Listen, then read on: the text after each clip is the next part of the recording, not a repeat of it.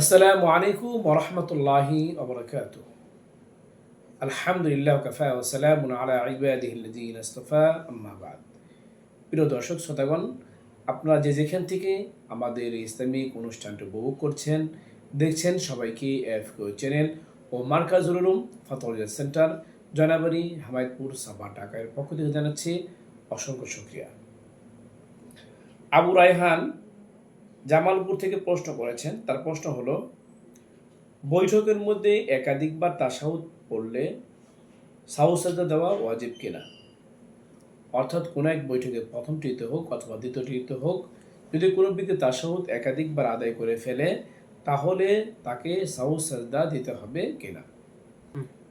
আবু রায়হানকে এই প্রশ্ন করার জন্য অসংখ্য ধন্যবাদ। তার প্রশ্ন উত্তর হলো, যদি কোনো ব্যক্তি তাশাহুদ প্রথম বৈঠকে একাধিকবার আদায় করে ফেলে, তাহলে এমন ব্যক্তিকে সাহু সাজদা দিয়ে নামাজ সম্পূর্ণ করতে হবে।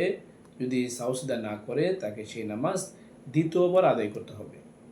আর যদি কোনো ব্যক্তি ভুলবশত শেষ বৈঠকে, সেটা 3 রাকাত বিশিষ্ট নামাজের হোক, 2 রাকাত বিশিষ্ট হোক অথবা 4 রাকাত বিশিষ্ট হোক, এমন নামাজে শেষ বৈঠকে যদি একাধিকবার তাশাহুদ আদায় করে, তাহলে তাকে সাহু সাজদা দিতে হবে না।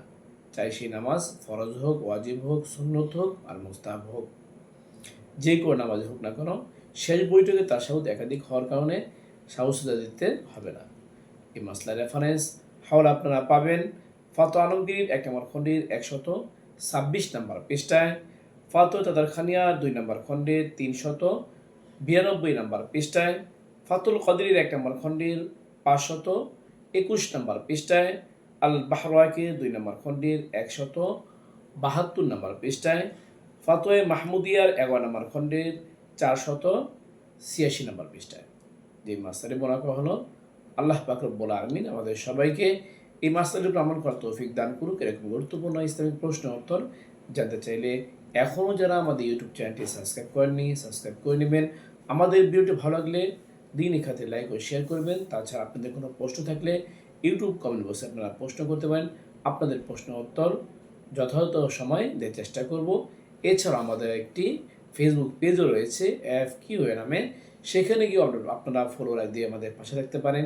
চাইলে সেখানেও আপনারা প্রশ্ন করতে পারেন। আপনাদের প্রশ্ন উত্তর ফেসবুক পেজেও উত্তর দেওয়া হবে ইনশাআল্লাহ।